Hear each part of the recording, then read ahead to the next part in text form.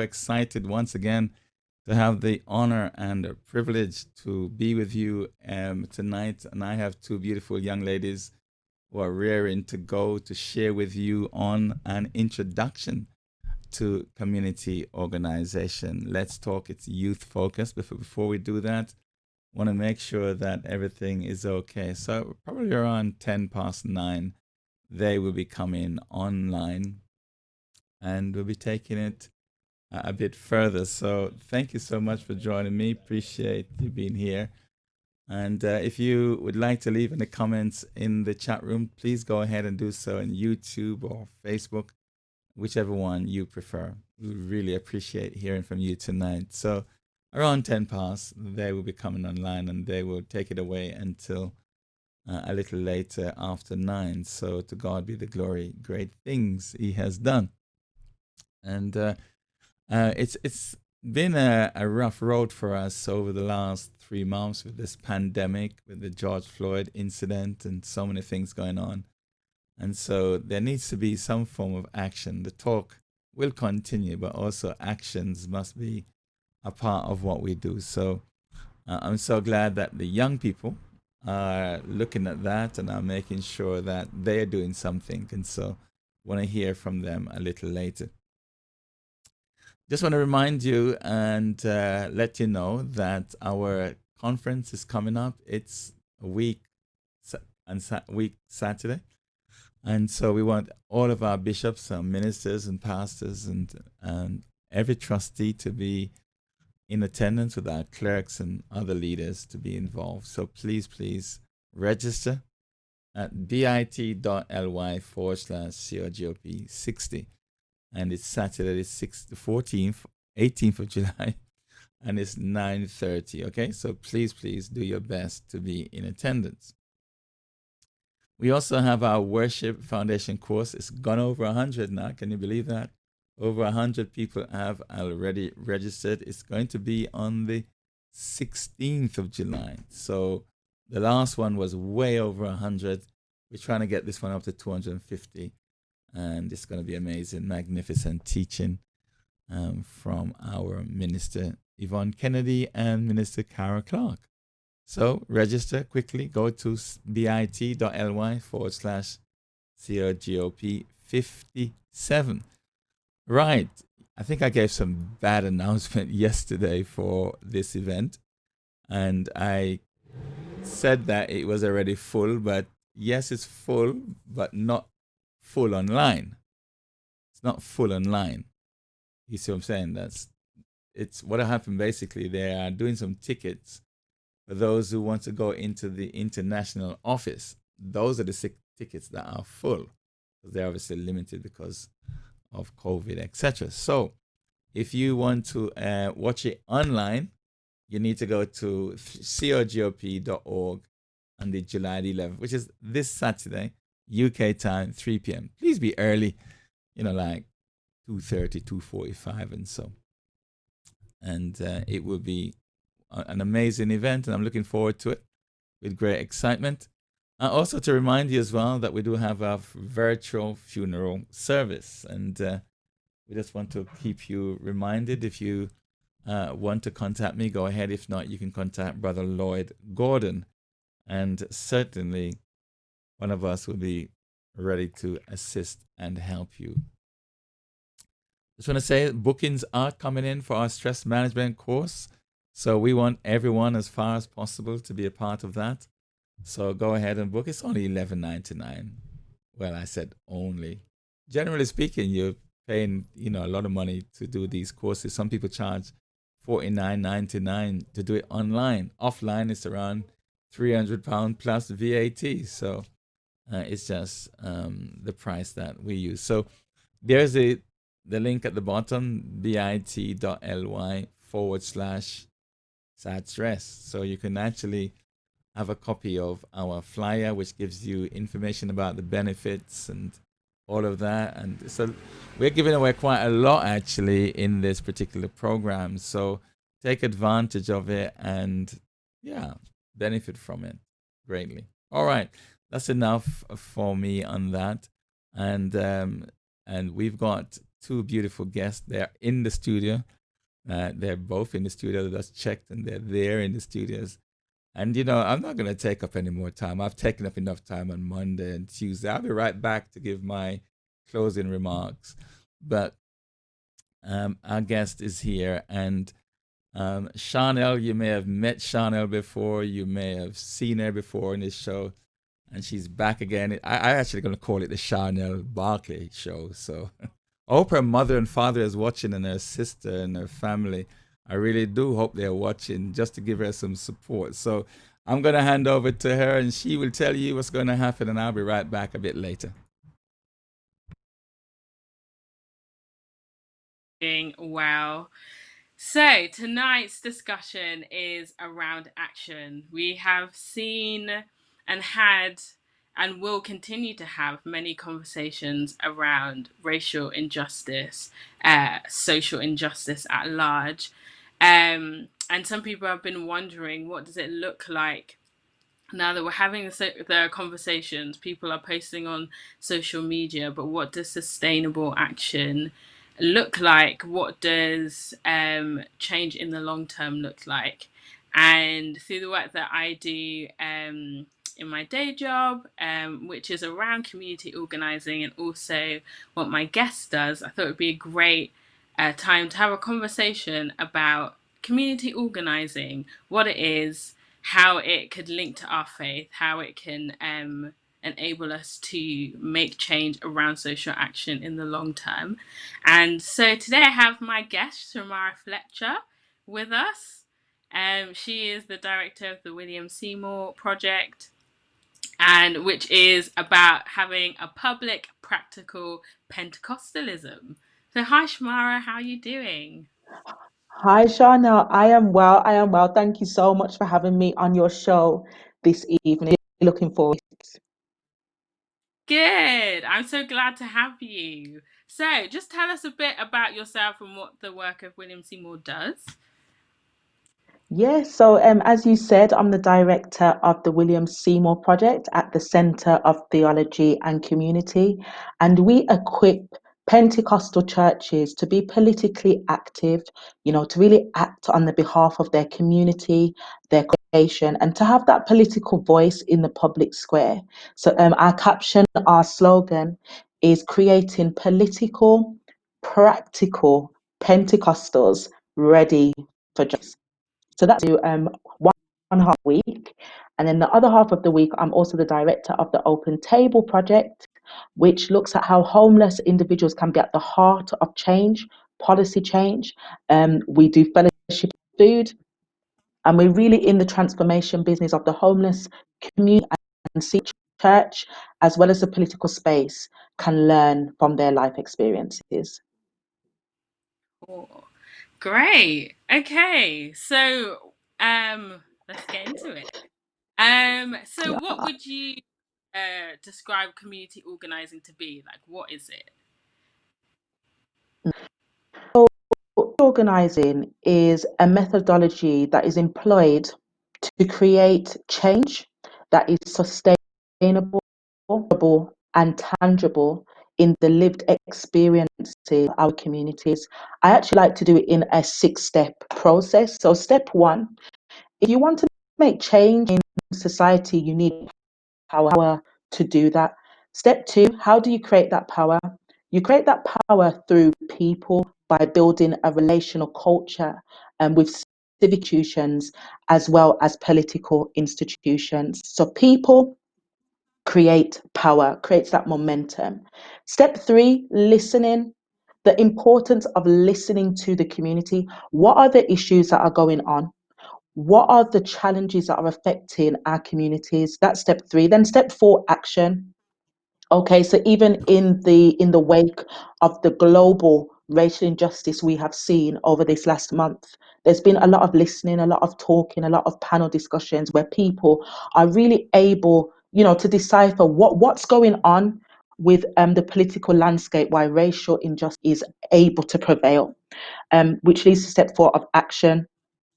And this usually requires meeting around the decision makers of a particular issue. So that's what we do in community organizing. We align people with, decision makers, influencers of political power. Step 5, negotiating with that power. Oftentimes as civic society, we are always negotiating with the market and the state. The market and the state, they're very organized. The business sector is very organized. What they want, when they want to lobby government, they know what they're asking for. The state, very bureaucratic, also organized. You see Parliament, they've got policies, they've got law in place, processes, systems. So it's about community in civic society so that we are organized, we know what we want, we know how to put resources together. Then step 6 is evaluating, always evaluating. Did we do what we said we would do? Has this actually been effective? Has this caused tangible change in the lives of our communities? And most importantly, my favorite step, developing leaders. Developing leaders, unlike leaders as well, not always people think would be at the front, developing leaders to be politically active, to be at the heart of the change. So we move from advocacy, where people are talking on behalf of people, to empowerment, where people are able to act themselves. Amazing. I love how we can see that there's a step-by-step practical action. And I suppose there's like two almost stages about understanding what power is and why it is needed, and then maybe 3, then developing, or in the process developing leaders. So I'll ask you, how is one, community organizing sustainable for change in the long run, especially as we look at like the global outcry against racial injustice, and how is it deep as well? It's not just this, let's go, let's take action, but how is Jesus at the heart of this too? Really great question. So in response to your first question about how to sustain change and why I believe community organizing can be one of the tools to do that, is because it takes strategy. It's looking at, for instance, we've got an election coming up in 2024. What are our asks as a community? What do we want? Community organizing allows you to strategize and to plan, not only to plan, but to plan on behalf, with people based on what you've listened to, what the issues are. So it's sustainable because you get instant buy-in. Why do you get instant buy-in? Because it's based on what people have said they want. You're not just making a policy which you think is okay. It's actually constructed by the people, with the people. And not only that, those people get to act on that change. So, in response to your question about, the racial injustice, there's been a huge outcry. And, some critics will say, oh, people are posting. And I was one of them, to be honest. People are posting, people are being angry. And after assessing and evaluating, it's okay for people to be angry, actually. It's an emotion that's being given by God, and sometimes people need to express that. But whilst we're expressing that anger, we also need strategy. We need political strategy. We need what we want as a community. And yet, we can organize that. We then ask, how is Jesus out of this? When I can share a personal experience, when I first encountered community organizing, I was like, whoa, I'm not sure about this power, anger, and what does this mean to be a Christian? And I kind of resisted it at first. But then when I look at the in the world, for instance, human trafficking, gun and knife crime, landlords, racial injustice, where people can be killed under the knee of a corrupt police officer. You need power. You need Yeah. power to challenge it. You need power to hold it to account, and you need strategy to do so. It's all very good and well, talking about, sometimes I hear people say, but we're Christian first. We're Black and Christian. We are both. We've been created by design. So I believe that we need power change in the world, and I know we'll talk about that, and as I talk about that construct between the world as it is versus the world as it should be, because oftentimes as Christians we live it as it should be. Sometimes that leads to escapism from our material world, but change happens in the middle. And I know we're going to talk about tension, but change happens in the middle of the world as it is in its current form and the world as it should be. And that's where community organizing exists, in the middle, trying to bring the world as it into the reality of the world as it should be, but not neglecting our current material world. And to do that, you do need power and politics. And I think that's an interesting point. The world as it should be and the world as it is. Mm. I've been struggling with that tension of, we know that Jesus is going to restore all things and make it beautiful and whole, and there will be no more pain and suffering.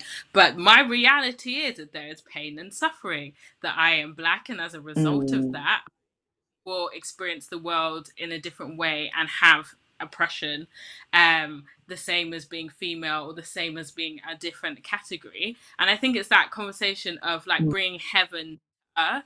Like, Yeah. Jesus came, he brought heaven to earth. He dealt with the Mm. physical of the people. He spoke truth into situations, but he told them that my father, or I'm going back to prepare a place for you, and in my father's house there are many homes, whatever the scripture is, you know what I'm trying to say.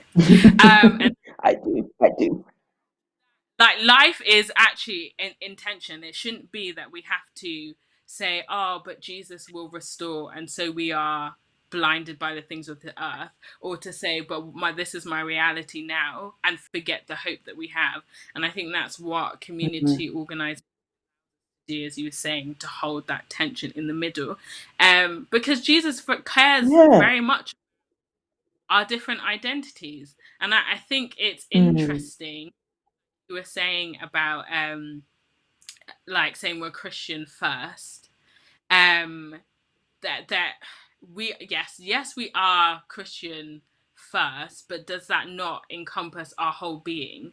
And sometimes I think the Mm. conversation, like, we have to be like more loving, or we have to be this way, and I think that sometimes that comes from our colonized theology, in the sense I've never heard anyone say, Mm. like, to a Mm. person, for example, because of the injustice that you face, like, but you need to be more loving, or that your Christianity comes first. It's almost like accepted that, yes, Mm. you have a particular struggle, but you can also be Christian too. And I think there's that tension of, what does our theology look like? And so I think Yeah. in going, why do you think that we struggle with the idea of like anger and power? Like, you touched on it, but I just wanted to delve Mhm. in, because I think sometimes we can be and unintentionally kind of passive, and we feel Mm. uncomfortable with this, us being angry, and what righteous anger can be, and what power is, and how Jesus used both anger and power. Mm. So yeah. Yeah. That's a really great question. And I do think it comes down to theology and looking at liberation theology in particular, and how that strand of theology, shows Jesus liberating the oppressed. And I think what community organizing does is it actually holds the church accountable. It holds the church accountable, sometimes in its passivity. And when I say church, I say big. I'm talking big C, not a denomination in particular. And I think you're absolutely spot on. We do have to do some decolonizing, because the colonized gospel that was often presented, through missionaries, was to subjugate, the people that they were going spread the gospel to. It was also, sadly used, as a tool to enslave. So we really do need to deconstruct and decolonize our theology. I also went to a talk the other day, and the professor that was speaking I think it was absolutely profound.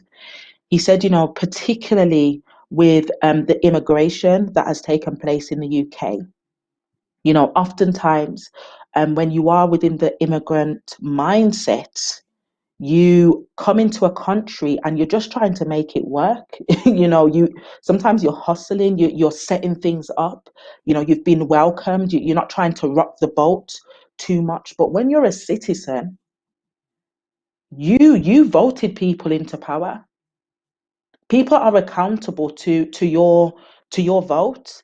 And I think shifting that mindset is very profound, in decolonizing our churches, the Bible, and understanding how we operate within civic society. So yeah, I agree. I think there needs to be a decolonization of our theology. And I think community organizing does hold the church accountable, that it is a civic institute, whilst it is a spiritual, it's the ecclesia, it's a spiritual institution. It is also in civic society. And I believe that it's a powerful evangelistic tool, because if I am struggling with my housing, there's damp in my room, my children, I'm struggling to feed my children, and I see local church down the road engage in community organizing, challenge and work with the council to provide good housing, would I not think, wow, who is that God? I want to know who that is. It's a Yeah. powerful witness that God is concerned about our material. He is concerned about bringing the kingdom on earth, liberation of the oppressed. And, I think that community organizing is one of the tools that can practically help us to do that, practical, tangible change. Yeah. Yeah. Completely agree. I think that, yeah, like you were saying, God does care about our holistic self, and in that, Mm, as we people's holistic self, that is also an evangelical tool, um because when you begin to, as you say, liberate people, to say that not only can we help them in their time of need, but we can also challenge the structures that kind of affect them and place them in that position, to see that there is a God that actually not only cares just about their soul, or he cares about their holistic person and how they live and move and breathe in this world. And you would want to tell other mm, people about God that cares for me. He loves me so much that he would enable certain needs to be taken care of, and also to see that the mm, oppression that I'm in, that he doesn't turn a blind eye and is like it's okay, but he is actually saddened and angry himself about it, because he is a just mm, God. Can't say that Jesus 100%. and not acknowledge the oppression that people face. And I think this is where, like, listening, as you're saying, is really important. Mm, And I asked, like, how do you think, like, listening is biblical? And how do you listen well? Because you can always mm, listen in the sense of, like, okay, I'm listening so I can rebuttal or say my point. What does it mean to listen well, and how is it also biblical in terms of enacting change? yes. So within community organizing, we actually have a methodology on how to listen through the one-to-one. And basically, that is where you meet people for a half an hour conversation where you talk about what are some of the things that we have in common. And by in common, I mean it's a public conversation. So, what are some of the things we both care about in society that we can act on? And that is a way of building relationship within the public square. Listening is so key because, as I said before, when you listen, you get instant buy-in because you are now working collectively. You're not trying to push a vision on people. You're not trying to convince. Everybody has contributed to the vision, so you can move forward. It's the crux of leadership development. So I think the methodology of organizing and the one-to-one is very powerful. I've had very powerful one-to-ones, and where we've been able to make significant change in the community because I took the time to go and talk with them and see, wow, like you've got gifts in you that I didn't even know. Now, within a church context, that is discipleship. I like to call it civic discipleship. You are talking to people, you're understanding, okay, what gifts are placed in you and how can we work together on that? And then imagine you're doing that with people who aren't just Christian. They want to know more about who you are and what you stand for. Yeah. Jesus was listening all the time. He was listening all the time, even with his disciples, listening to, their plights, their struggles, even their theological questions. He was never beating them down. He's always listening, always responding. And going back to your point before about God of justice, all throughout the Bible, you see God and Jesus acting on behalf of the oppressed. You see it with David being rejected and left out of the political lineup to be king. You see it with the woman at the well. You see it with the man and with the homeless man with Legion in the cave. Jesus listens to him. He listens to what Mm, the issue is.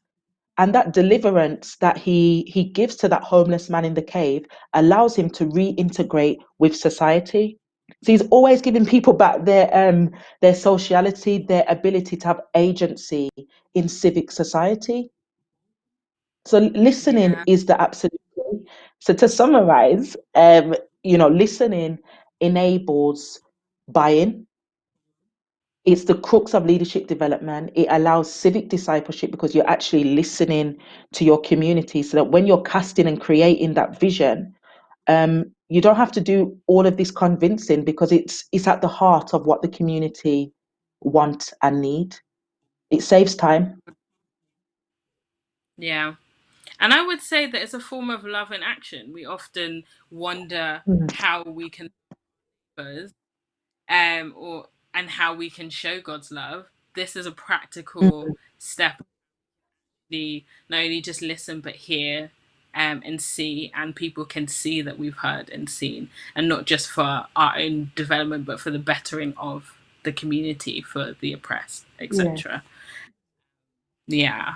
So Mm, I know that you said after listening and kind of bringing the community together, there is then actions and specific asks, and it's almost, I would call it like a form of agitation and tension. Why mm. do you think that is important? Um, to have that kind of like, this is what we are here to ask for. And then again, how is tension, maybe agitation, is it biblical? If so, and if so, why not? Okay, perfect. Agitation, agitation, anger. Those two terms can really make Christians feel very uncomfortable. And I was very uncomfortable with those two terms as well. Going to your question about how Jesus displayed this, there's the obvious example about flipping the tables when people were selling in the temple. However, Jesus was always agitating the religious rulers of the day. When people challenged him, he would always answer with a question. That's a form of agitation. That's saying, I'm not going to succumb to your questions to distract me from my mission that I've been sent here to do. I'm going to focus. So there's different ways of enacting agitation. Why is Mm. agitation needed? Why is agitation important? As I said before, because there's serious injustices affecting God's image in the world through human beings. If we even go to things like homelessness, trafficking, racial injustice, passivity is not going to change these issues. Being passive is not going to change how people experience life. And agitation is often the catalyst for change. Agitation allows you to realize, hold on, something's not right. Hold on, someone is on the brunt of injustice, and you often have to challenge in a strategic, relational way that injustice. Oftentimes, injustice prevails because somebody or leadership has not stood up against it. Yeah. So, yeah, for me, agitation is a catalyst for change. Jesus agitated at the time. His agitation got him killed. Yeah. He I think that, agitated the religious order of the day so much that it led to death. yeah. I really, that point about, injustices prevail when leadership or people in general are silent. It's just really powerful. Because it is often that one person that agitates, speaks out, that causes people to look at what's going on. And I think the whole George Floyd's death was that agitation. No one couldn't go anywhere because of Mm, COVID-19, and mm, everyone was just on or the news, the TV. You couldn't ignore it. It, it was a yeah, like it was a form that has led to these conversations, which are really important. And I also like that you said, like, agitation.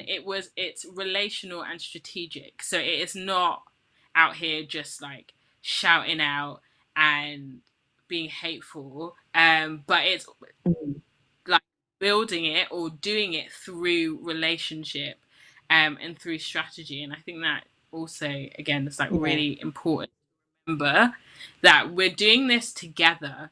Um, we're doing it together and we're doing it through relationships. And yeah, I think the thing that I do really like about community organizing, because I definitely had to have like a mind shift from, oh, is agitation and anger and action okay, to like seeing, I think, how it mm, is deep, Jesus led, I would say.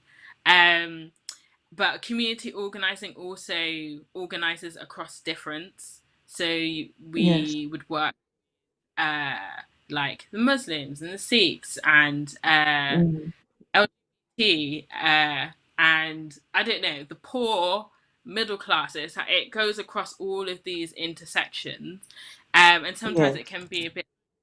I'm not sure about that.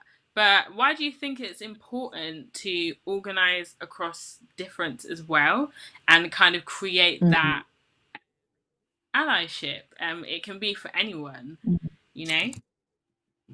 yeah. And that's a really great point that you raise. And like yourself, that was something first, entered this methodology, and that I was like, "Ooh, is this okay?" But then I had to realize this: we're not coming together to worship. We're coming Yeah. together to work on a common issue in society that affects all. So, I changed my mindset to we're working, for the common good. The reality is we are in a society of intersectionality with many different, views. Even within the Christian tradition, there's people with varying theologies. Am I going to isolate myself and be insular because I can't engage with somebody who has a different view to me? So community organizing actually helps you to do that. If there's an issue of homelessness and the mosque, the Sikh temple, the aid charity all see that issue, and we can combine, resources and strategy to help those individuals. I think 100%, as I said, we're not being called to do cross, worship or to denounce what you believe. The call is about good. The call is how do we work together on issues that we do agree with in the public square, to help the sheen of all. didn't just come for the Jews. You know, his Yeah. ministry expanded to all, to women, to eunuchs. You know, like he spoke to all. And as I said, it's not a call to change what you believe. It's not telling you to dilute and to merge. It's saying let's work together on the common good issues publicly within society. You know, in London where I am, we've had Muslim women come into the church. We've had women say, "This is my church." And I was like, whoa. You know, initially I was just like, this is throwing so many theological questions in my head. But the more, this is why relationship is so important, because the more I actually got to, know the amazing Muslim women in my community, we work together on tackling this issue to the point that they're saying, this is their church. It's very powerful. Definitely. And I think there's something to be said about us being made in the image of God. If we believe that we are made in the image of God, what does that mean? Because we can sometimes not necessarily take that to its logical conclusion. But if there's an Mm, issue that cuts across faith, race, etc., if we believe that we are made in the image of God, that means that that person, regardless of what they believe or whatever, shouldn't feel that oppression because it's wrong, and so we can work together to alleviate that oppression for that particular group of people. And I mm, think, yeah, that point about relationships and doing the deep work, it lasts a long time. Um, because I suppose you see us like having all these different conversations online, but I think the ones mm. that will be lasting are the ones in which the conversations are rooted in relationship. So there are people Yes. that can forth with each other or know the heart of each one and have those difficult conversations, but because of relationship, I think true change can Mm, come. That's what Jesus does, right? He came yeah. and he died to walk with us. He journeys with us and he has patience each and every day. So when we're questioning what does that mean, he walks with us and enables us to question. Mm, And it does build change. It might be slow, it might be longer than we would like, but it's lasting. And I think that is the most important, because we can say like, yes, let's do this now. And I think there are different means that are completely plausible and should be used, but remembering that long-term change is the goal. Yeah. yeah. So I was For wondering if you all as could share. well. Yeah, definitely.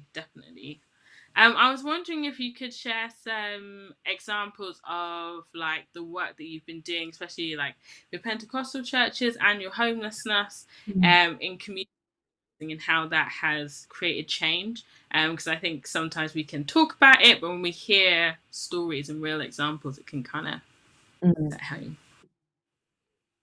100%. It adds to that credibility, of the method that you use when you see results and tangible change in people's lives. Um, Under the Williams Project, we worked with a grassroots Pentecostal church last year who unfortunately had a young person, 17 years old, stabbed to death on the estate. The church were absolutely distraught. They're in the community. What could they do? So they came to the theology community on our congregational development course. I worked with them and we okay, how can we build your power, influence, and relationship within community? How can you connect with the estates that have been drastically affected by, this death of a young life? And we went into the community, we did listening campaigns, we listened to the estates. We then looked, okay, this church in Ilford, how can you now build your power with the council, with the decision makers, with the people who hold, millions in the financial budget that you voted them to steward and take charge of? And from that, she was working with her local football club who donated coaches to create football extra activities for the young people in the neighborhood.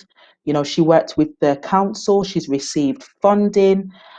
She's also now the chair of the citizens group within the area, where they're now able to look at education system, housing allocation, where is the money going. She's got a seat at the table of asking these critical questions, making those critical decisions about people's lived experience. So, you know, and as a Pentecostal, as herself, through her theology and that Pentecostal tradition. So it was absolutely amazing to see the growth, and how that community and church is flourishing. You know, within looking at power in the civic space, you also have to look at power internally. You know, are all of your internal power structures healthy? Does it ensure the flourishing of all? Is it merely charismatic? You know, what does your leadership structures look like? Because once looking outside, you do have to look within as well. So, you know, we looked at that, we looked at, you know, where does I within your church, you know, is it healthy? And we did a real good health check so that everybody was able to participate, because as well as the leadership, you want the congregation, the laity, to also be politically active, to also you know, have a voice in the public square. So one of her congregants, you know, she was leading that football activity. They then had a massive fun day. All of the councillors came. The councillors now know who they are. Do they know who they are? They've been taken. They've got asked. There's things that they can ask for to bring change in society. So now we're looking to do this. We've worked with other Pentecostal churches as well, but in the wake of the racial injustice, we will be putting on something for serious churches, serious leaders who want political action, who don't want to just talk, but to do something tangible, to see real impact and change in the life congregation community. So yeah, it's been absolutely powerful to see. It's been powerful to see, and I believe the Pentecostal Church has a lot to say. We discipleship very well. We do social action very well. You know, I've been to, in my work, I've been privileged to see different churches, and it's amazing what's going on in the wider kingdom. Something that's amazing about the Pentecostal church is, you know, our discipleship is very, very, very excellent. And, you know, bringing that into the political space, I think it's got something very profound to say and to do. Yeah. Thank you for sharing the powerful stories of like things can change, we can have a seat at the table, you know, which is so important. And to also remember that we as Pentecostals, we bring something to the table too. Like there can Yeah. be obviously which we can debate, and that's fine. But we also bring a lot to the table, like you were saying with our discipleship, our social action, how we do care for one another. These are great Mm, things that the public space need. Other yes. faith communities, other people would love to experience being able to bring that, our flavor, the Holy Spirit, everything into the center as we this. It's very much needed because everyone is needed in that pub. Definitely, definitely. I wondered if there were any questions in the YouTube comment section or Facebook. Let's see if there. None so far, so as soon as I get some, I'll send them through. Okay, so I wanted to delve in a little bit into developing leaders.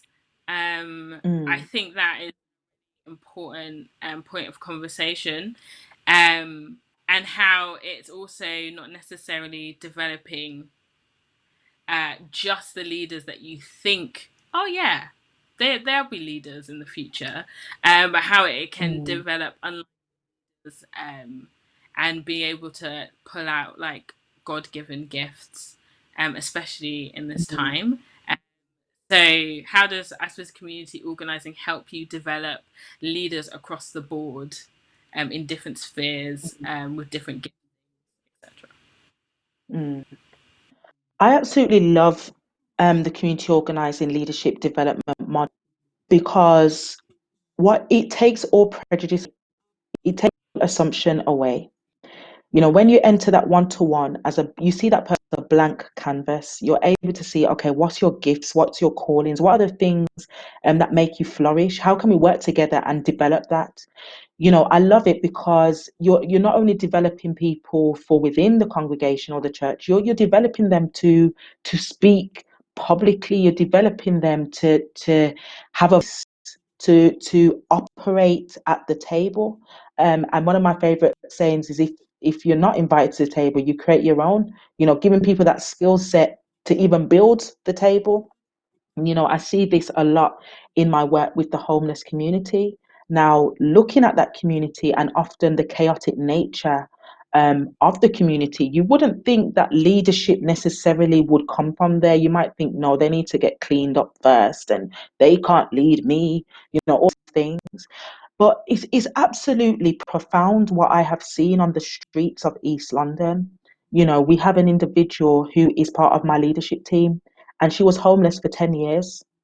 She now informs the strategy and vision of where we go, how we engage with homeless people. And that started with having a conversation with her. What are some of your aspirations? What are some of the things you want to do? She revealed to me she feels to be a community pastor. I said, okay, let's go. You're a leader. Let's go. This was before any title, qualification. And don't get me wrong, I'm not saying those things aren't important, because they are. But it's about seeing what is in people, take it seriously, take the gifts that are in people seriously, and allow them to develop their own things, to allow them to exist within the structure, allow the structure to change. As a church, we've had to look at, okay, we're developing the leadership of our homeless people, but what does that look like on a Sunday morning? What are we willing to change the structures of our service so that all can truly lead and be involved in what we do? It was very uncomfortable this time in the service, where our homeless individuals would be screaming out, and I could see people just, but are we willing for our structures to change so that all can come in and experience the gospel, Jesus and his church? And not only that, not only allowing them to come in, but allowing ourselves to be changed. That's one thing that I found profound in developing unlikely leaders. I've changed. It humbles. Yeah. It allows to see that there is in everything, that some of what a leader should look like is not always correct, and that actually you might be passing some really quality people by, and because it doesn't always fit our description. So yeah, I think having the homeless part of the church is gonna do something very profound, very profound. Even if you look at the people that Jesus chose to be his disciples, who Jesus chose to be apostles, women even coming to meet him after the burial. You see it with Paul, with Aquila and Priscilla. That was a female pastor. Like, unlikely people, a prostitute, a tax collector. Do you know what I mean? Even some of them said, why on earth are you choosing me? I really am not the one. And even if you want to go to Old Testament, David, Gideon, these people that did not think they were worthy, and who society probably wouldn't even consider, become some of the most powerful, prophetic, and profound leaders to establish the kingdom of God and bring about political change. I'm really about the homeless community. I think they've got a very prophetic role in the church, and I think they're going to create some serious change of what we think church is.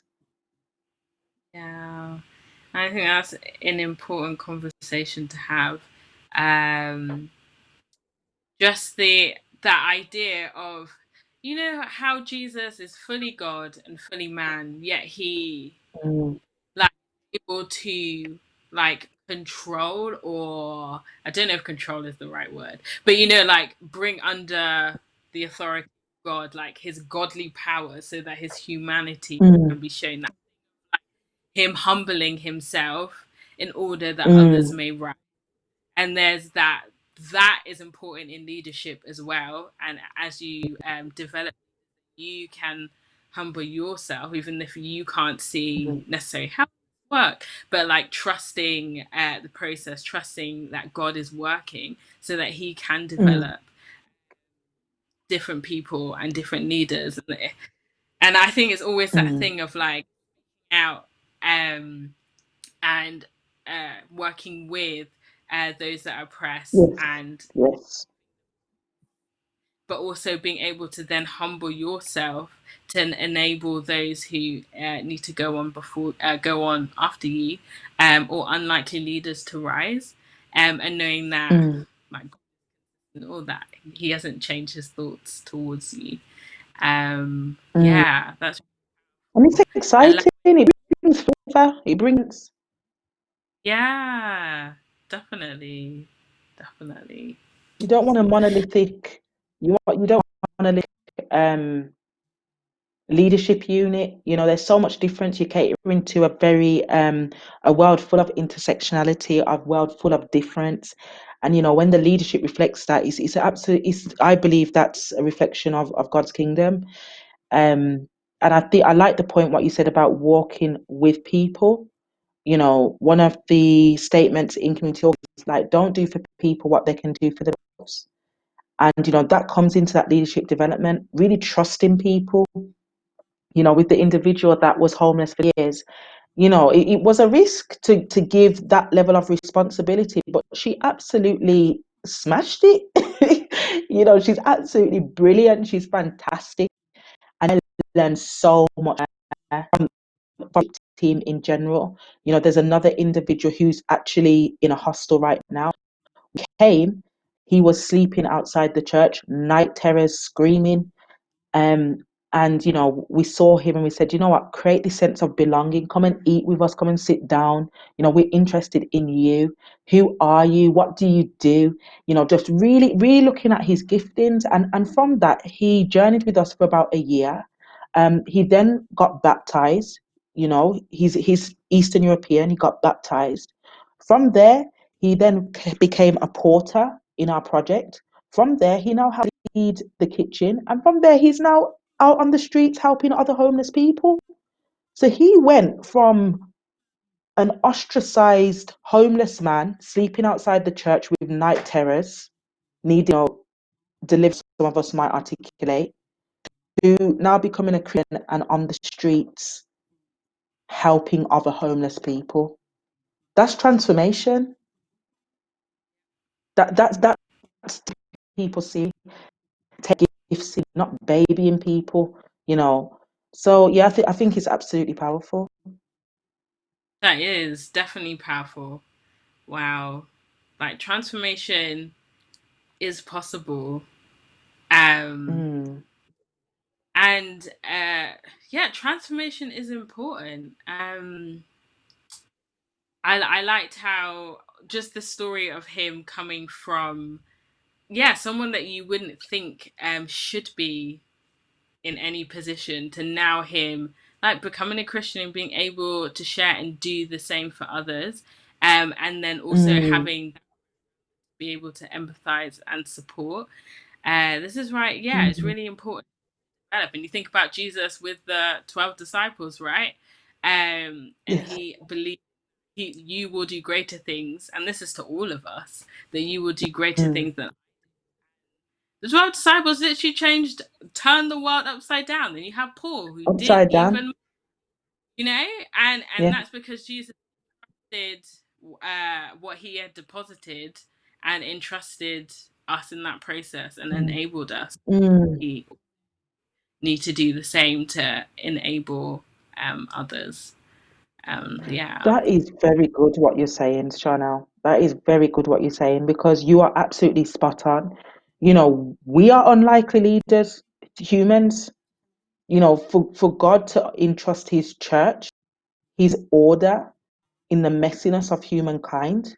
We are unlikely leaders, every single one of us. So that's really powerful what you're articulating there. Definitely. Definitely. And I suppose then it gives us hope that there is the possibility of transformation. We look at racial justice, we look at social injustice at large, and it can be very discouraging, especially like we know we've been about racial justice for 400 years, but It ain't new. literally, it is not new. But I suppose through this process, and through the methodology of community organizing as well, it does all enable you to hope that like change is Mhm. possible, and or look Yeah. like how you look, or come in the exact form that you want, but you'll look back and say like things have changed. Like there is hope, and the gospel is central of that, right? That there is hope. We Mm, were all, but Christ died and gave us hope in the midst of our mess, and that's what we work to mhm, do with others.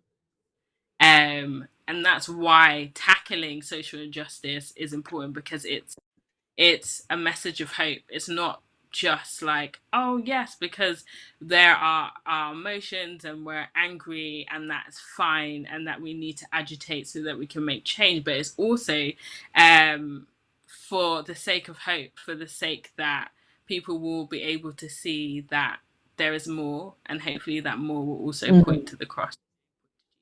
So mm, yeah, yeah. mm, So my last point was just around, I suppose, allyship. How 2 points. How is community organizing empowering for Black people as it relates to all the racial injustice, and how is it useful and can be used for people who are non-black that want to get involved, don't know how to. How can it be a form of allyship for them as well? mm. Okay, so your first question, how is community organizing, again for Black people the, against racial injustice? I think simply it's a good thing because it's teaching you the practical process of shifting power in society. Racism is a construct of power, construct of dominance, of cultural appropriation, decimation. So I think organizing can help, um, and I say Black as in the Black community, because within the Black community nuance, there are people who are politically active. Within London, we've got two Black people running for the mayoral, two mayoral candidates. So I'm not saying that Black people aren't politically active, but I think as a whole community, I think organizing can help us to get a practical step of how to create power, to have a centralized form of power. It can also help us to gather what do we want. You Mm. know, we talk about reparations. If the reparations were given, what body go to for distribution? Organize helps us Yeah. to organize ourselves as a community, organize our resources, organize leadership, organize um, start not only getting into positions of power, but creating relationships. Decisions. It will also allow us to realize that, if you're a leader within a church, that whilst you're not a politician, you do hold a civic role in the communities. Yeah. This will give you the practical tools, to even speak into that, even to be at the table, in your borough, in your council. Who's in charge of the budget? Who's in charge of the youth budget? Who's in charge of the of the budget, for instance? Who's in charge of education? having a seat at those tables to influence change that actually impacts people's lives. Now, we know statistically, oftentimes the Black community is at the brunt of policy changes, is at the brunt of some of the policy changes that cause injustice. So it's absolutely imperative that we are at the seats, that we are at policy levels to ensure when those policies are being written, we can say, actually, no, that's not for us. that needs to be altered, actually. And this is what we want. We've actually consulted, with thousands of people within the community, and also recognizing that the Black church is a constituent within the Black community. So not everybody in the Black community is Christian, also recognizing that. And whilst you're not trying to use your and just become diluted so that you appeal to all, you have to recognize your space and within the community as well. I think we've got a lot to offer. Windrush generation, you spoke about what does community organizing have to offer the Black church. We've been doing a lot of community organizing. We probably just wouldn't articulate it in I know in the Windrush generation, when a lot of our grandparents came over, they fundraised to own these churches. In community organizing, we would call that hard money. And hard money is the system by which your money isn't tied to any other agenda apart from because you've raised it yourself. So you get to control the agenda, set the vision, and not be compromised in any way. I know our grandparents, when they came over, they raised hard money. They built churches that we be in today. Oftentimes rejected from other institutions, and whilst we're in that process of reconciliation, we do need to acknowledge, what took place. They went and built their own churches. They created unlikely leaders, often leaders that weren't necessarily given the space to lead in public life. Yeah. So we have been community organizing. There's so much Saturday schools. Our church is being used for civic engagement. Our church is being used for summer school. All the civic engagement that's taken place. Even America, if we go transatlantic, the civil rights movement was led by Christians. Whilst it wasn't a Christian movement, it was a Black political movement, but it was led by Christians. So we have been community organizing, and especially in America, they to use organizing, create and change in society, where the other groups now learn from that and then have used the same terminology. So I think that's about marketing and PR as well. We need to be able to articulate what we have been doing in the public and ensure we are in a position to influence our people and their needs and their experience of living in the world is also catered for and not being on the back foot when the policy decision has all been made. Yeah. Yeah. Mhm. Yeah. I think you're a good point to remember that, like we said, we have been community organizing. We wouldn't necessarily say it like that, but that we have the tools that we need. It's now about, okay, what does it look like today? Here's a methodology that we can, and now like going forth with that, definitely. And because you brought it up, just tap into hard money, because we, the church, from personal experience, I'm not going to label everyone, but I just don't think we like to talk about money. And then I know we have the prosperity gospel, which creates problems, but that doesn't eradicate that there needs to be conversation about money, why it's important, why we need hard money to be able to do what we need to do and enact social change. So yes, Why is hard money important? Why is the conversation around money important to have? Okay, this is a crucial question, because the reality is money is just resource. It is enabler. It enables you to more. It enables you to have extra capacity. It enables you to have a staff team, to really spread the gospel. It enables time freedom. So I just see money as an enabler, and as a resource. Hard money. Why is hard money important? Again, the Black Church has done fantastic at this. Many churches, you did a podcast the other day. Churches are looking now. Hard important because you get the that money does. Time you apply for funding, the funder will then stipulate the conditions and the parameters of how that money should be used. When that money has been gathered by the community, when that money has been gathered by the church institution, you then get to say, okay, we want this funding in a restricted budget to be used for youth, or to be used for pastoral training. You're able to set the agenda of what that money should do. We need money. Money is not evil. It's an enabler.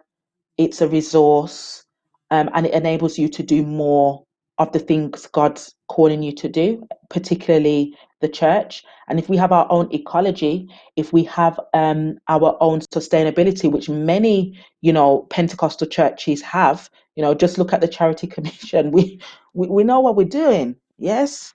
It's very important, really, really important. So yeah, hard money allows you to set the agenda.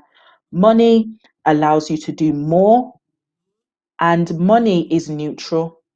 How the money is used depends on character and the culture of the institution. Money in of itself is neutral.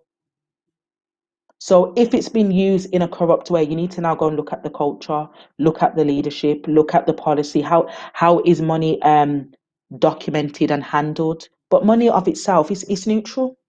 And with good character, good culture, good leadership, and a good cause, money can enable some amazing things. And when it's hard money, you then get to control the agenda, particularly the church, because, say it again, oftentimes when you apply for funding under the charity umbrella, which the church is also under, oftentimes that funding can say, yes, you can have this money, but you can't talk about Jesus, or you can't proselytize, Yeah.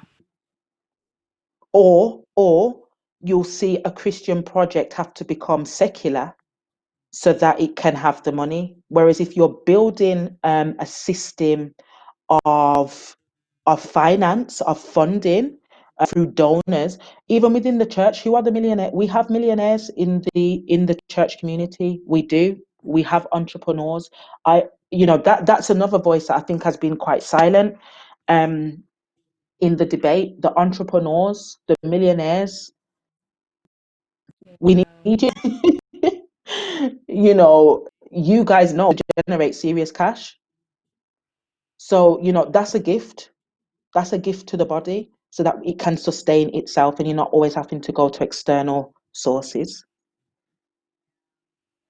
Some great points definitely been raised, a lot to think about. I see that we have a question, so I'm just gonna ask you this from Nathaniel. He said, what do you see as the church's biggest obstacle to developing leaders, and how do we overcome this? The church's biggest obstacle to developing leaders.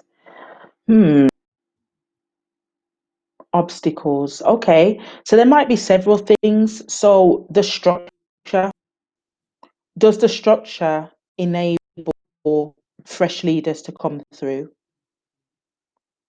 Does the structure enable fresh leaders to come through?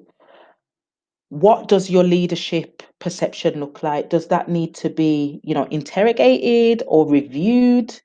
And also, also structure, is there financial structure as well for leaders to come through? Because the reality is, if you're doing it voluntary, you can only do so much. That resource to help people read their all, is very, very, very helpful. Also, I think there's a key question there about development. What does the development look? What does the training look like? Is it equipping people to chant? Is it equipping people theologically? To share the gospel. I know your guest said last week about if he went on to the hospital for an operation, he would want a trained doctor. There's something about the development itself, but then there's also something about the leaders who are coming forth. Are the leaders actively developing themselves? Google is free. Reading, you can go on to courses, you can talk, and I know sometimes you talk to leadership and it doesn't always get the result you want, but that's again about relationship. Are we quicker to walk away, or are we quicker to have dialogue? So I think there's something about the structure, there's something about resources, there's how development is done. Is it sustainable? Can it withstand? And then something leaders themselves and how they are looking at their self-development, and how they engage with the current leadership. And then there's the agitation as well. We've spoken about agitation being a catalyst for change. Do we come with solutions of what we think that change can look like? When I look over that I've been able to do, sometimes I've been able to come with the present it. That's my leadership coming out. I'm coming with solution, not promise. That's one of the things. If you're a leader, you're not trying to hear problem. You're not trying to hear problem. You're going to hear problems. See, but equally, the joy is when someone comes to them with a solution, with a plan. Yeah, that's my response. Definitely. And don't be scared. Don't be scared to look at your structures for those in leadership as well. Ego aside and whatnot. Be open to change. Communizing, one of its strongest principles is change comes by and reorganizing people before programs. Always be looking at what do they need? Is this program that we've been running for 3 years still effective? Don't be afraid to cut it. Yeah. Don't be afraid to be creative. Don't be afraid to look at new ways of doing things. Be afraid of new leaders. It's fertile ground. The word says that the work is plentiful, the laborers are few. If you've got laborers coming wanting to do something, create the space. This is good. The word already tells us that there's a lot of work to do. So let's equip, let's develop, release people. We can really go out there and do what we're called to do. Definitely. Amazing. Thank you so much for sharing.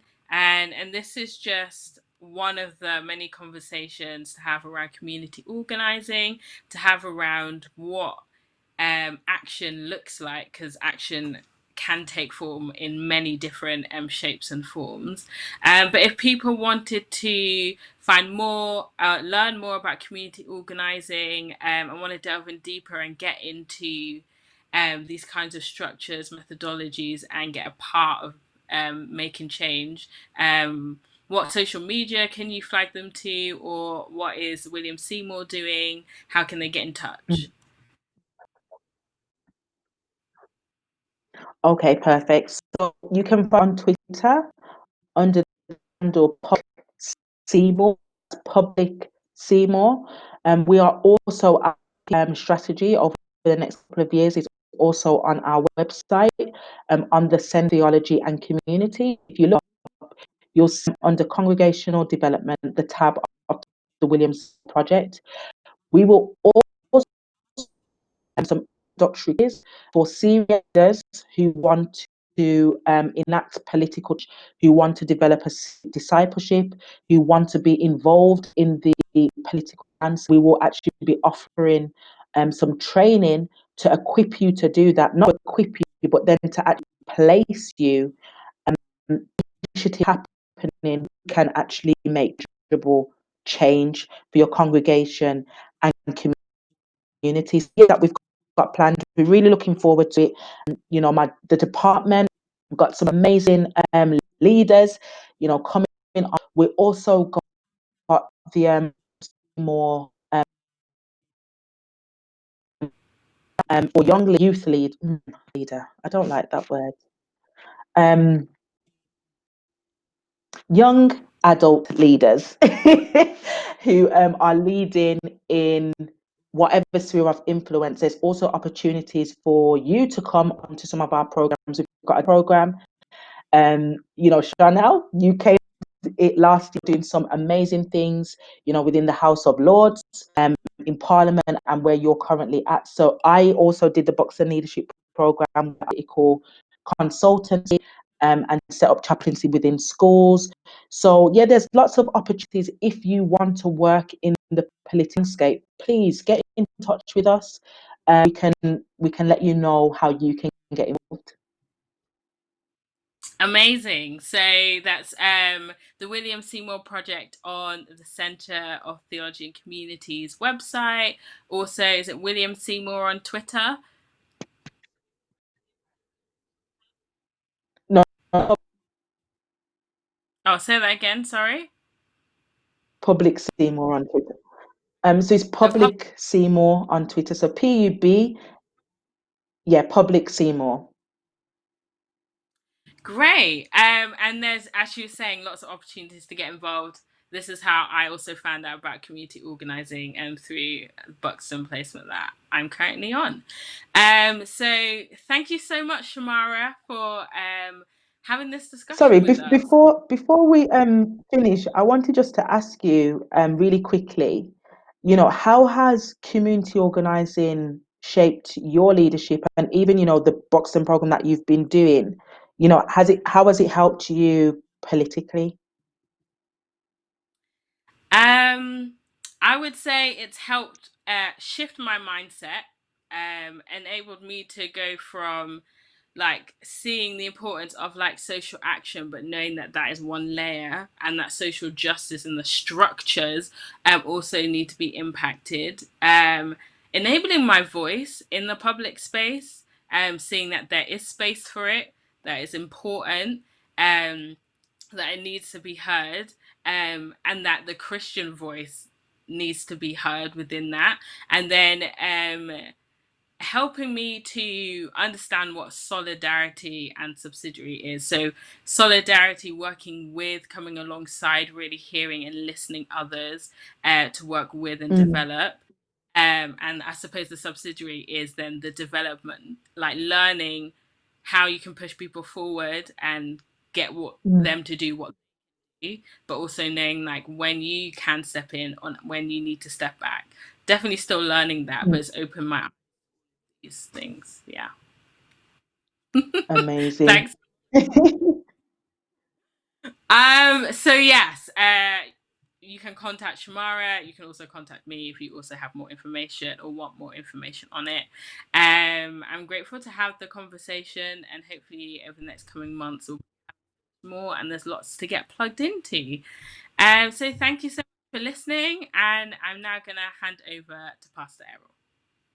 Thank you so much, guys. Wow, you guys are amazing as always. They've both been on the show before, even with Sister Joyce Fletcher and the National Corporate Women's Ministry, and amazing women, and so knowledgeable, so intelligent, and great to have them on the show with us tonight. And I'm so thankful that they have shared. And I have a few thoughts I will share with you in a moment based upon what I've heard. And before you go, but before you go, again, I want to say thanks to Charnel. I call it the Charnel Barkley Show. And next week we will have, I think we're going to have, who we having next week? I think it's Tabby, the Tabby Allen Show. So looking forward to that. I mean, these youth today are absolutely incredible, amazing. And just listening to them, just sitting here listening, making my own notes, is truly, truly amazing. So I hope that you guys have been listening well and taking your own notes. But just before I share my own final thoughts, again, just want to remind everyone about the finance conference. The link is above. Go to the link, bit.ly/COGOP60, and register at Eventbrite. Also, we want you to register for the Worship Foundation course. And that is an amazing course, by the way, and you want to make absolutely certain that you don't miss out. We had some amazing teaching from Pastor Lloyd Gordon before, and now it's going to be Sister Yvonne Kennedy.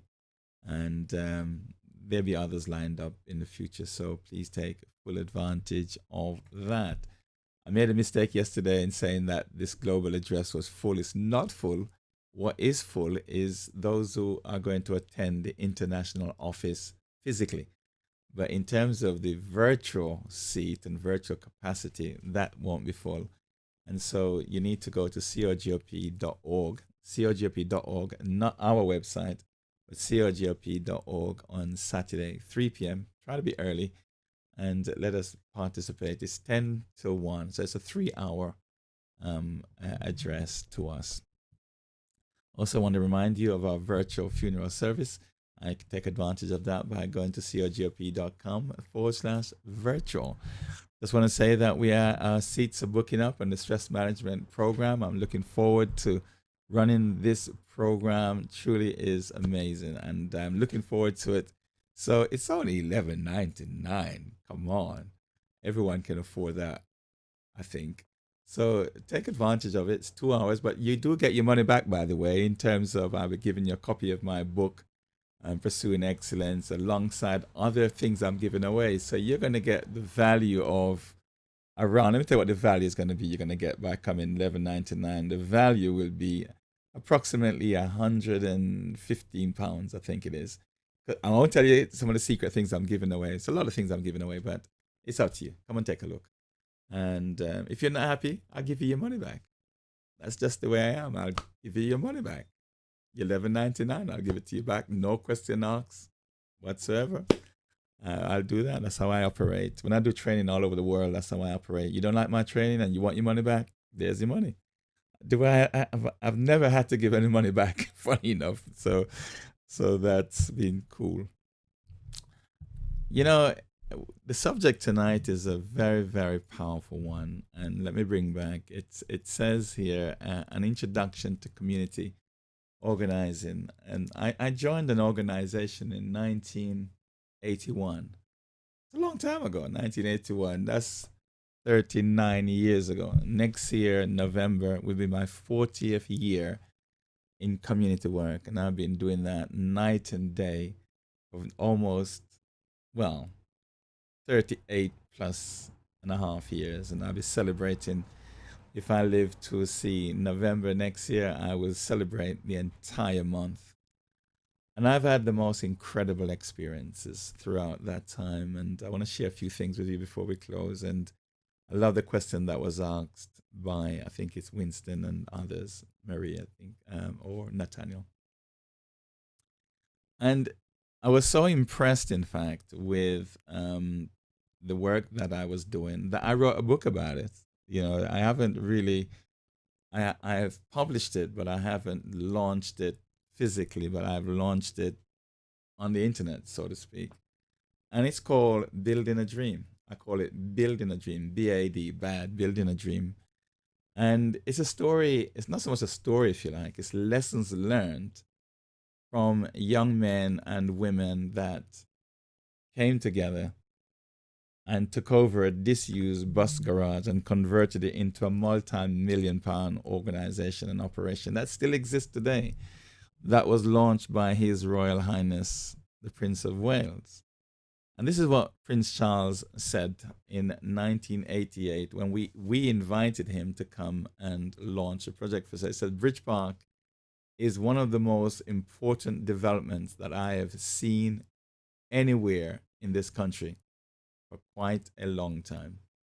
And at the time, it was the largest community organization within Europe, not the world, but within Europe. The only thing we knew that was larger than it was an organization in LA called the Watch Labor Action Community Organization. And I had the opportunity of being there from the very inception. Maybe I came in around 6 months after the organization had started, and I was there for a very long time. I became the vice chairman of the HPCC, and still am the vice chairman till today. I became the chairman of Bridge Park, which is what you're looking at there right now. I also became the chairman of the Information and Technology Center. Maybe that's why I'm so technologically savvy. I also became the chairman of the Scholar International training arm of the organization. So maybe that's why I'm so much involved in training and development. And so I wrote this book, not about a biography, because I don't think I need a biography yet. But I wrote this book because I wanted to share the lessons learned when we talk about community organizing. It's almost like the do's and don'ts, and there's quite a few lessons in there. And it would be useful for you to get a copy, especially if you're involved in community organizing. Whether you're from a church perspective, doesn't really matter. I always put church like a community, and it's like a community organizing. Now, I want to pick up on the question about the church's biggest obstacle developing leaders and so on. The way the question was put, it presupposes that there is a problem with leadership, because it then goes on to say, how do we overcome this? So it presupposes there is a problem. The thing that we have to also look at is when we talk about leadership in the church, which church are we talking? Are we talking all churches? And are we saying that all churches have a leadership problem? Does that make sense? Because some churches are just maybe 20 people. Some churches are bigger, like the New Testament Church of God, the Church of God of Prophecy, and so on. And there are many other churches quite huge in size. And we're talking about maybe Jesus House and Matthew Ashimalo and so on. And all these churches, in one way or another, do have a leadership program of some sort. They do have some leadership development of some kind, and that they do run. But I want to share this with you. I have discovered, and I just want to share 3 things about community organizing, which I found to be really interesting. And I think that if these 3 things are there in community organizing, then there will be great success going forward. And these 3 elements are very, very important, very significant. And I would strongly recommend, if you are involved in community organizing, try your best to master these 3 areas. There are more, but these are the 3 I'm going to share in the time I have left. Number 1 is what I call inspired leadership. And I totally agree with John Maxwell when he says that everything rises and falls on leadership. Leadership is key. Leadership is primary. It's the name of the game, so to speak.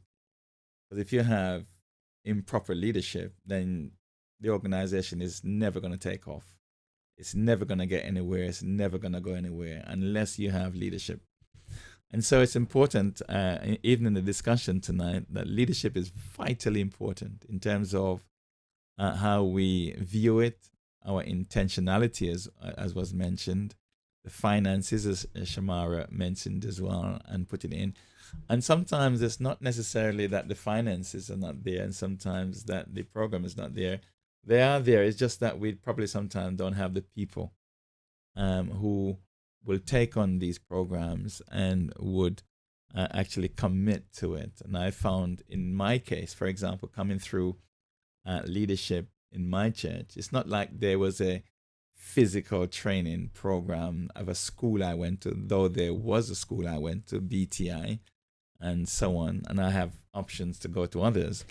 But the best form of leadership development training that I've ever encountered in my own experience is what I call on-the-job training.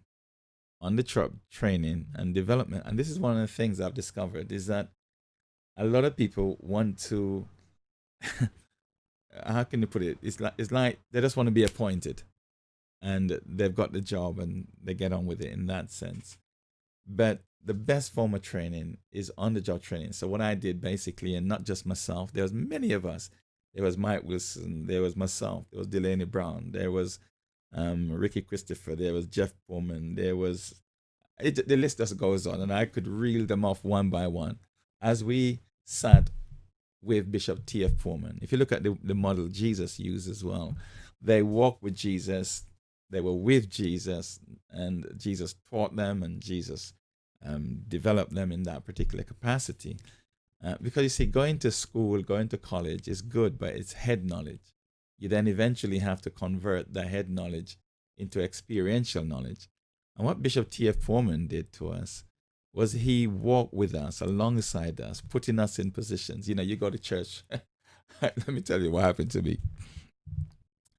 We were all at church, and he had invited Mark Hales. He was at the time, he was the national treasurer for the Church of God Prophecy. And he was also a pastor. I believe he was a pastor of a local church in Coventry. I believe he was the pastor there. So he was our preacher for this Sunday. And we are standing, singing. And we are just about, Bishop, as soon as the song finished singing, as soon as the song will be finished, he will then introduce Pastor Mark Hales to come and preach. This is a Sunday. I don't know how many people was in church. I can't remember. It was way over 100. It was a packed house that day. And I'm, as a minister, lay minister, I was a lay minister in training and development. I'm on the rostrum. And he turned to me and he called me. And, you know, because I'm his Heron boy, I'm his Joshua. I'm the guy that runs around the church and get him whatever he wants. No question asked, you know, what do you want, Bishop? So I rushed to him. This is while the song is singing. And this is what he said to me. Mark Hales is supposed to be our preacher today. And I've just got word that he's stuck on the motorway. When the song finishes, you're up next. Get yourself ready. Now, you couldn't tell Bishop Pullman no. You got over 100 people. They're waiting for the message from the Lord. And I have got until the song finishes. The song is already singing. So I went back to my seat, and this is exactly what happened. I picked up my Bible and then realized it was too late. I have to now put my whole confidence in the Lord. And he called me, and I stood before the people and delivered what would have been one of my best messages. How is that possible? We'd be traveling in the van going to a revival to support another church. And there is 5 of us in the van, 10 of us, 15 of us, whatever. And we're all singing and talking, and I'm in the van, Mike Wilson, Delaney Brown, and then Bishop Pullman would say, okay, everybody stop. And he would say this, Brother Mike, you'll be moderating tonight. Errol, you will be giving the message, and Gerald, you'll be doing the altar call. Just like that. You go to midweek service on a Tuesday, and you're sitting there minding your own business, serving the Lord. And you see this sheet of paper going around, and you're just praying. It doesn't stop at you. Well, that's what I was doing. My prayers sometimes my prayers were answered, and sometimes it wasn't. And then it would stop right me. Errol Williams, you've got 10 minutes to give the address tonight. And do you know, as I lived through that experience, it was frightening. It was amazing. Yet it produced so many pastors, so many leaders, and good leaders at that as well, and overseers. Bishop Mike Wilson today is the presiding bishop over Paris. I am the regional overseer for London. He has produced more pastors than any other pastor that I personally know today. and because of his leadership. And what I loved about it, it was like Jesus. It was on the job. Go get me a glass of water. Go down there. And sometimes he would do things deliberately to test us. And I remember once teaching leadership and thinking to myself, his style of leadership is unorthodox. It's not like the conventional style of leadership that I see in the workplace. But yet it worked. Yet it was effective. Yet it produced much. So if you want to be a community organizer, leadership is paramount. Now listen to me carefully and listen to me good. Do not put the responsibility for your leadership development on the church. Do not put it on the church. Don't even put it on your organization. Yes, the church should help. Yes, the organization should help. But you should help. Listen to this carefully, and I want to give you a good clue. Leaders, if you're a leader out there, listen to me carefully. Top leaders, top executive leaders, I mean the top ones, they spend 10% of what they earn in investing in themselves. They're not waiting for anybody to develop them. And oftentimes that's what many of us are doing. We're waiting for the church. We're waiting for the government. We're waiting for our workplace. Listen, the more you develop your attitude, skills, and knowledge, the more value you add to the workplace or to the marketplace. Develop yourself, man. Get onto YouTube and do your stuff. I have done more training and development for myself than the church has provided for me. Now, the church has provided a lot for me. There's nowhere I can ever in any way, shape, or form be ungrateful tonight, because this Church of God of Prophecy has been my teacher in many, many respects. I've watched, but you see, and I keep on saying this, when the student is ready, the teacher will turn up. And oftentimes, it's not the training programs, but we have the training schools, Timothy School of Ministry. Some of the best teachers are there, Bishop Trotman, Pastor Heather Cunningham, and many others. But our students going there, and many of the time people are waiting for the church. The church can't afford all of it. It can't. You know, the local church that I'm in, we spend thousands of pounds each year on trying to develop people.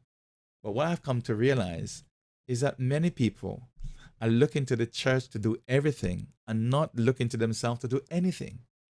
And that's a major, major mistake. So when you talk about community organization, leadership is paramount, it's key. And you got to take responsibility for your own development. I certainly agree with the church doing its bit, and the government, if they can, do their bit. But you've got to take full responsibility. You know, today, for example, I'm not waiting on Bishop Ted Roy to develop me, or waiting on, you know, the general overseer to develop me, or waiting. No. I'm waiting on me. And I'm glad when Bishop Ted Roy puts on leadership development programs. You know, recently we put on a really wonderful, I would say that, wouldn't I? A wonderful men's ministry leadership program. And I wonder how many of our men, around 200 of our men was there, and I'm glad for that. But I wonder how many of our men are putting into practice the things that were shared. Are you following me? Because one thing I don't complain about is when I go to a training program, and if I only get 1%, I'm glad to get that 1%, and I'm going to use it and put it into practice. And many of the times, people are not reading enough books. Leaders need to read. You don't need no training program for that one. Leaders need to read. There's a saying that says, "He who reads leads."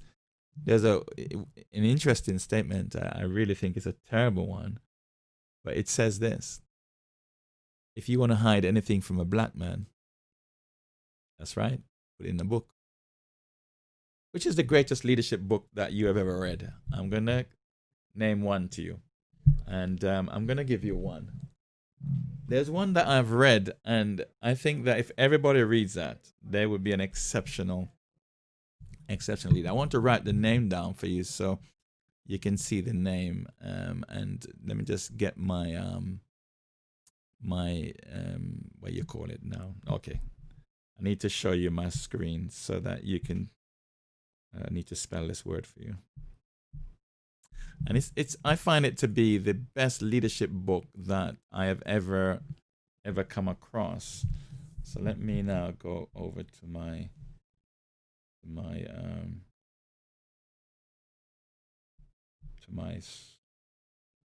book here.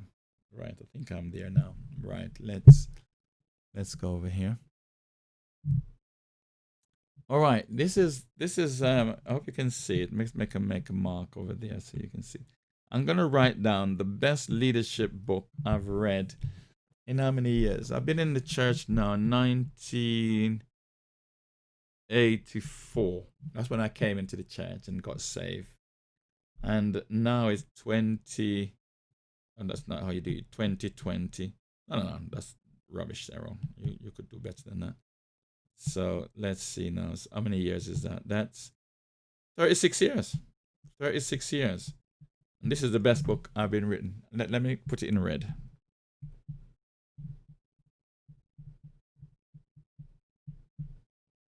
Yeah, that's the best book I've ever read on leadership.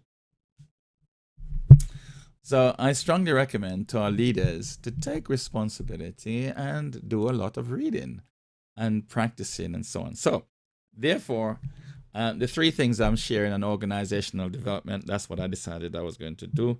And I want to do that and go back to my notes. Now, the next one, I just don't know where that notes is. So let me go back to this one. Okay. So leadership was the key, as I mentioned. Leadership.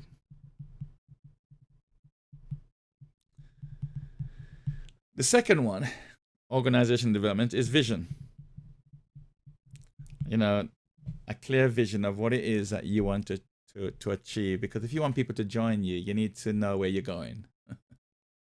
And that is so self-explanatory. You know, Proverbs 29:18 in the leadership book I read says, where there is no vision, the people perish. And in Habakkuk 2, verse 2 and 3 says, write the vision. And this is one of the places that I find that most leaders fail.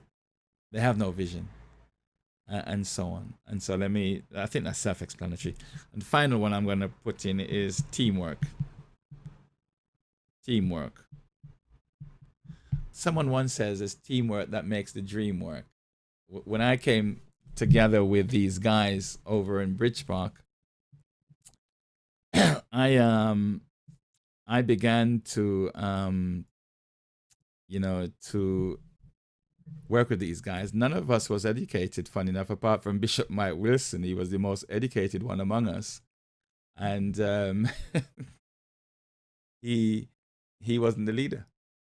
The most educated one amongst us wasn't the leader.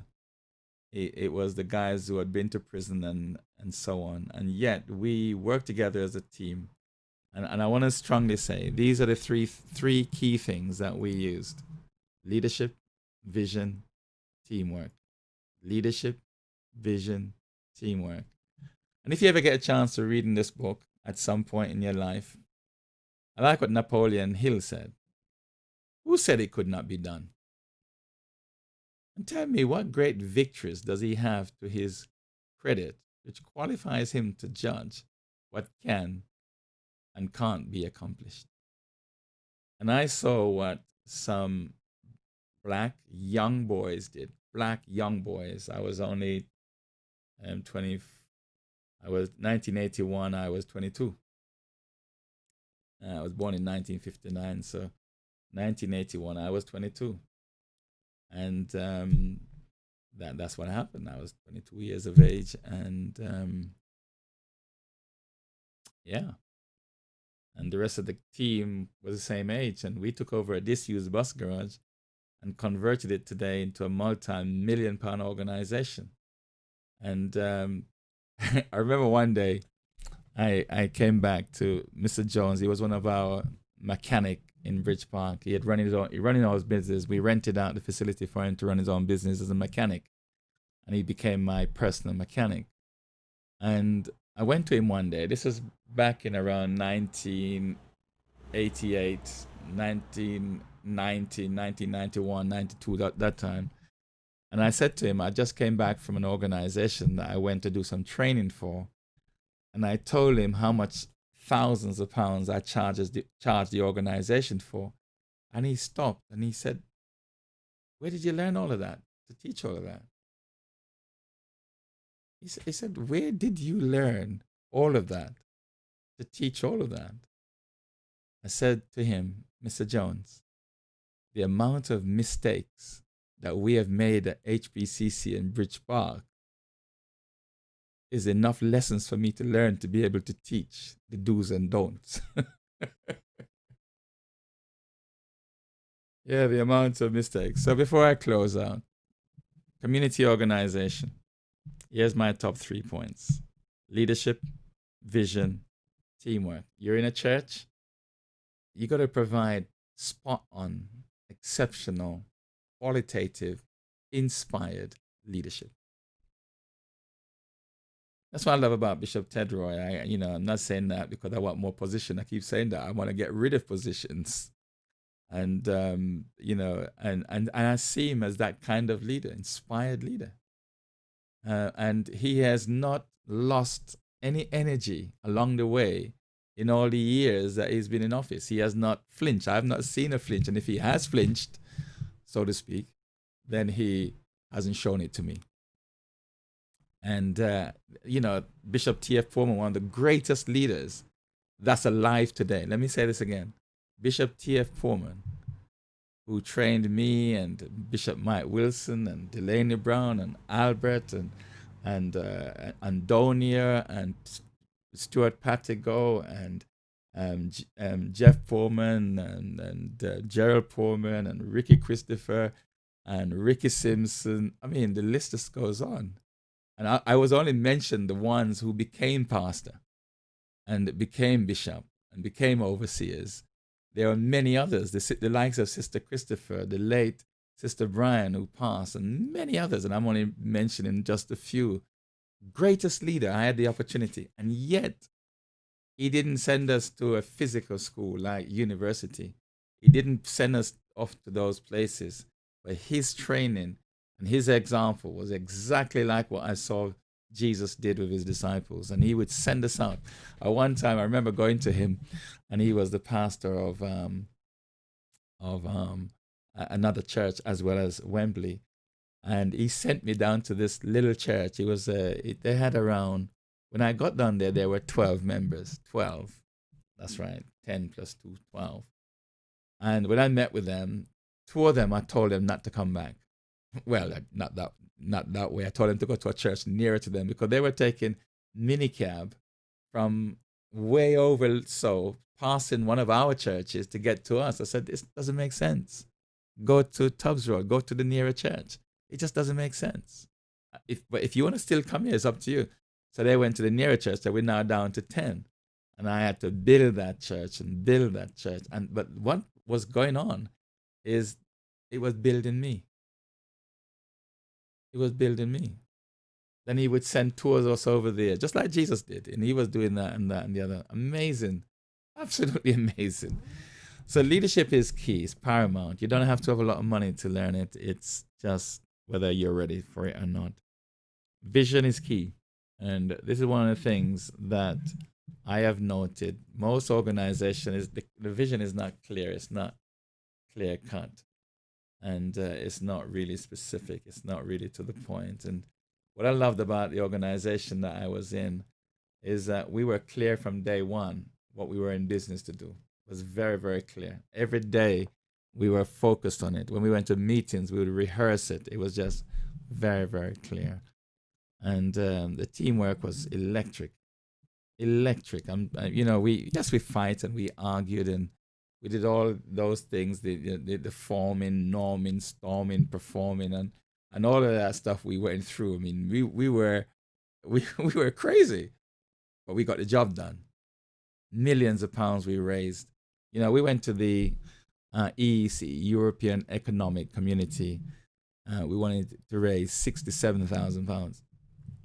So the MP, Parliament, the European MP said he would represent us and go on our behalf because he's a part of that committee. And we told him, no, you won't.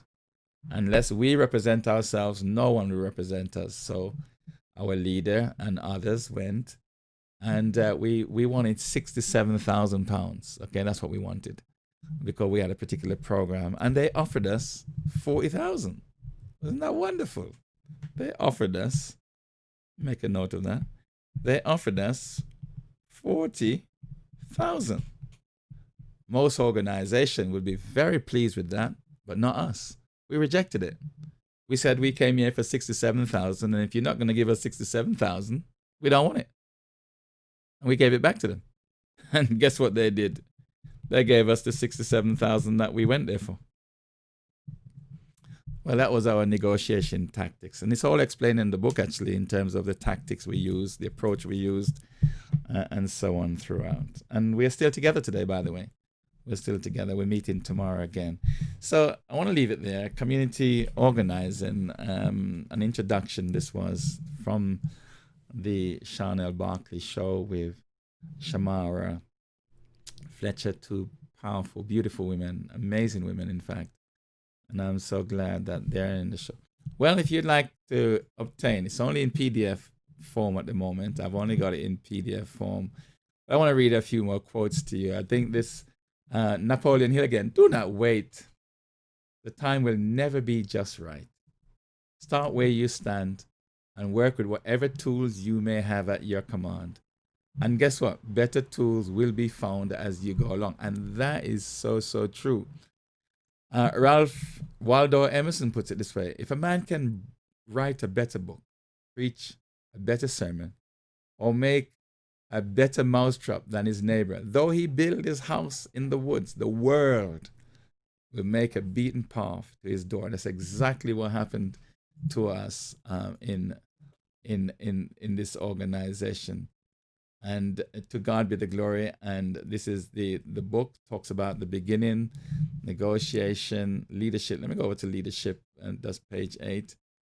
And this is my definition of an effective leader. And I'll stop there. You can take my definition if you want. And this is the best definition that I've ever come across. And it's one I put together. And it's based upon my own personal experience. An effective leader is one who's able to influence, inspire, and empower others to unleash their unlimited potential. And that's exactly what Bishop T.F. Foreman did. He influenced us, he empowered us, and he inspired us to produce the very best we can be. And so I'm so grateful to him and his wife for what they have done. So if you want to be an effective leader, study to be able to inspire people, to influence people, to empower people. Empower means train and develop people, so that they can do their very best. And that's what it's about, really. And again, I want to say thank you all for tonight. Appreciate you guys being here. Let me just check the chat room, because I've just been going on, and I don't think there's any comments that came in. Yeah. And let me just go over to Facebook and make absolutely certain I don't miss out on what's happening over there before I close. How you doing, guys? Thank you so much for staying with me to this far. Kay, how you doing? Nicola, Pat, and Lucas, thank you. It says the wicked will go to hell. The people who cheered those little Mexican children were gathered up and put in prisons will go to hell now unless they repent and ask Jesus for forgiveness. People are going to hell for the persecution of the little children. Stupid. Jesus wins. Wake up, America, those. I'm not sure what this is about. Maybe I'm missing something on the news, and I probably need to catch up. Maybe you can give me a link I could watch. I have no idea as to what's going on here. It looks as if some children somewhere are being persecuted for some reason. Thank you, guys. I'll be back tomorrow, Thursday, and I'll be back tomorrow with a new topic. I'll let you know tomorrow when you come, because it's going to be exciting. and looking forward to it with great excitement. Guys, take care of yourself. If there's something that you'd like me to talk about, I think Jenny, I'm not sure if Jenny is here. Corey, welcome. I'm not sure if Jenny is here. There was something you had given me that you wanted to study, and I can't remember what the subject was, to tell you the truth. I wish I could remember. Hi, Maria. Memoirs, keep making those videos, please, and I'm looking forward to them. Keep writing them. I don't think Jenny is here, but guys, take care of yourself. It's 11 o'clock, and I hope to see you guys tomorrow if you make it. Take care of yourself, and bye for now. Take care. Bye for now.